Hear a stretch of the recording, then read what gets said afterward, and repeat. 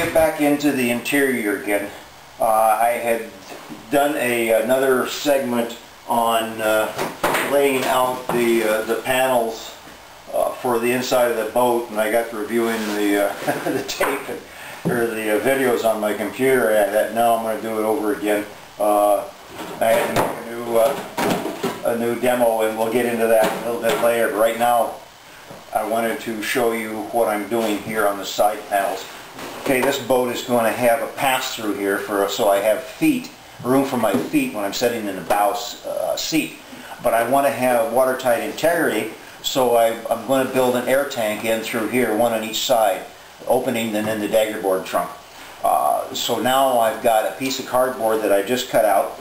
I measured it first and then inset it, and then I found that I was off by that much because my cardboard bent and I wasn't getting a good indicator. So now I have my true size, and you want these edges up around the corner to fit in, up tight on the 2x2s, because then when you gel magic them in, they'll be in nice and tight, and hopefully airtight too, which is what we're trying to get for if we're going to have air tanks and keep the water out.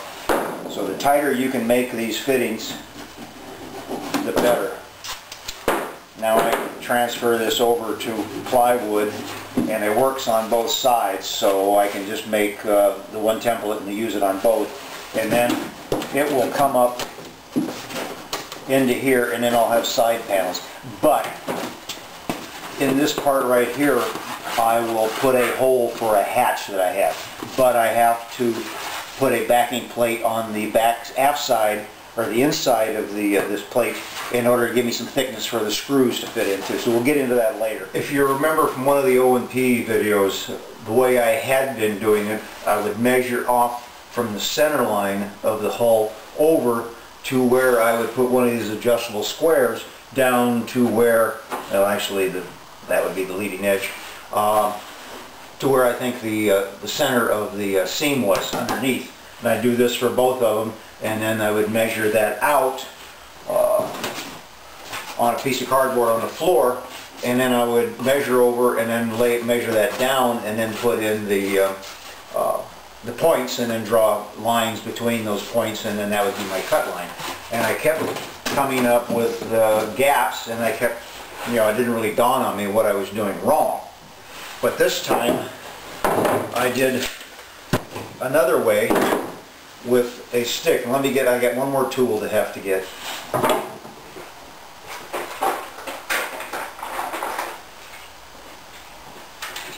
My adjustable angle gauge. Okay, before I had this, I had that. So I would take my gauge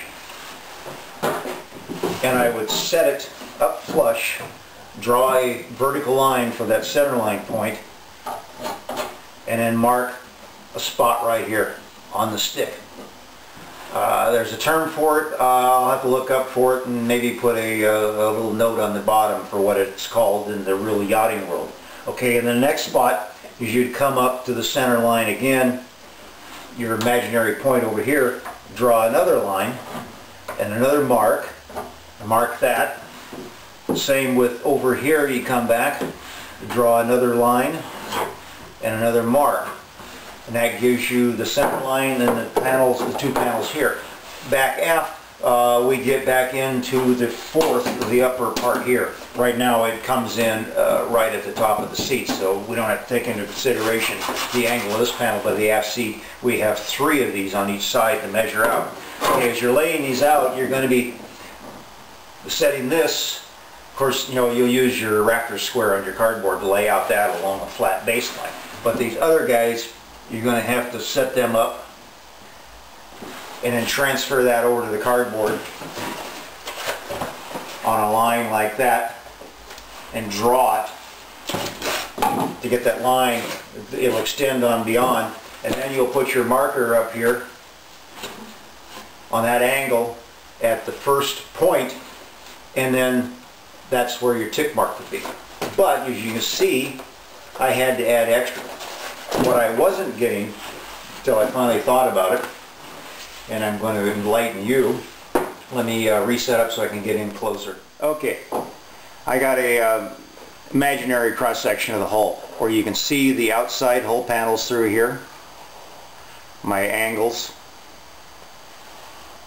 and then where I marked them, you really can't see. Okay, there's where the mark is. Remember, we got fillets on these things. Let me go out to where this one's a little thicker. You can see where if you have a thicker fillet, that angle is going to be, point's going to be right in here, not at the V. So when you mark this point and that point above the existing hull on the inside, you've got this gap. So you always want to kind of guess how much thickness you have here and extend that point out to here, so that when you draw it in, these points, that line will be down where it should be along in here. And everything should be fit with a small gap. I learn, you learn. We all scream for ice cream. One last little quick thing again. Remember, you're marking it in the middle. You're adding that center line mark to the hull along that other center line mark. You've got your other two lines coming through here, and you line them up with that. And on this one, I should have come out about 1/4 of an inch farther.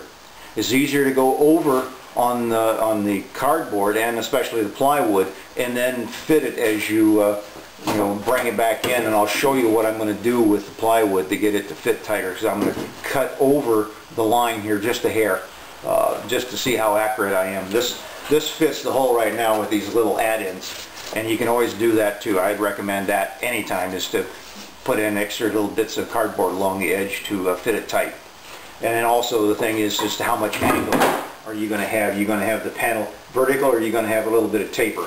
I've got about an inch, half an inch taper on the center daggerboard seat sides.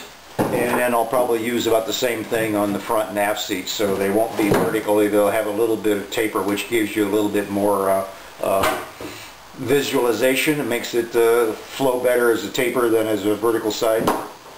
And strength-wise, it's hard to say. Okay, one of the things I'm going to be able to do with this, with some of these sizes, the leftover piece we had from the when we cut out the hull panels are perfect.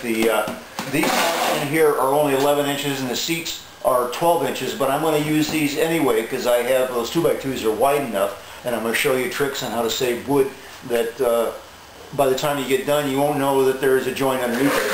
But these little short ends of the scarves are perfect. Make certain that you have enough room on the side here, and then just give yourself a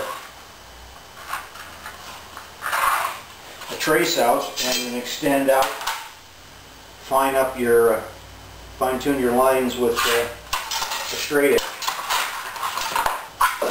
Got it cut out. Now it's time for the bandsaw. Well, I've got my two side panel inside pieces done. There'll be a little bit of scrap left over I may be able to use for my backing plate for one of these.